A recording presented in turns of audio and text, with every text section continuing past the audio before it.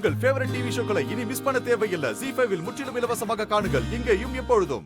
இங்க பாரு, உன்னோட உண்மையான முகம் என்னன்னு தெரிஞ்சு போச்சு.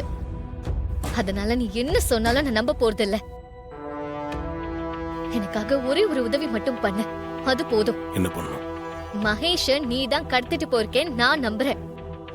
அவரு எங்க இருக்காருன்னு மட்டும் சொல்லு, அதுவே போதும்.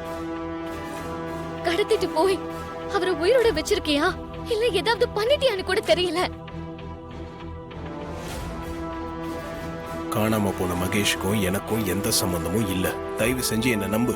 நீ கடத்தலனா வேற யார் கடத்திருப்பா? வேற யாரும் கடத்துறதுக்கு மோட்டிவே இல்லையே. நிச்சயத்தப்ப நீதான் மகேஷ கட்டையால அடிச்சு மறைச்சு வச்ச. இப்பவும் இதையும் நீதான் ஏன் பண்ணிருக்க கூடாது? ஏய், மகேஷ் அன்னைக்கு நான் அடிக்கல, யாரோ அடிச்சிட்டு அந்த பழியை என் மேல போட்டாங்க. மகேஷ நீதான் அடிச்சுன்னு சொன்னாங்க. ஆனா அதை செய்யலன்னு உன்னால ப்ரூவ் பண்ணவே முடியலையே.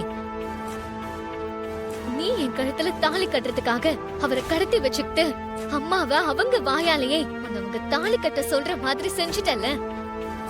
அதானே நடந்தது. இந்த துரோகத்தை நான் என்னைக்கும் மறக்க மாட்டேன். இப்ப சொல்றேன், நல்லா கேட்டுக்கோ. ஏன் கழுத்துல தாலி கட்டணுங்கிறதுக்காக எந்த அட்வான்டேஜும் எடுத்துக்கிட்டு ஏன் லைஃப்குள்ள நீ வர முடியாது. பேருக்கு தான் நம்ம புருஷன் பொண்டாட்டி. நீ யாரோ நான் யாரோங்கிற மாதிரி தான் வாழ போறோம்.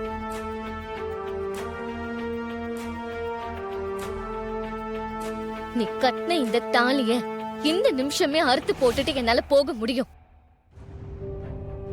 ஆனா என் அம்மாவோட கோபத்துக்கு ஆளாகணுமே தான் நான் அமைதியா இருக்கேன். அவங்க கோபத்தை பத்தி எனக்கு நல்லா தெரியும். அவங்க கோபம் இந்த குடும்பத்துல நிறைய பாதிப்பை உண்டு பண்ணணும் தெரியும். ஏற்கனவே அவங்களோட கோபத்தாலதான் என் அப்பா அவரோட குடும்பத்தை பிரிஞ்சு இப்படி கஷ்டப்பட்டுட்டு இருக்காரு. திரும்பவும் அப்படி எதுவும் நடந்துட கூடாதுன்னு தான் நான் எல்லாத்தையும் பொறுத்துட்டு இருக்கேன். ஆனா அம்மாவுக்காக இவ எல்லாத்தையும் பொறுத்துக்குவான நீ தப்பு கணக்கு போட்டுக்கிட்டு என்கிட்ட நெருங்கலான்னு நினைச்சா அடுத்த நிமிஷமே நான் உயிரை விட்டுருவேன்.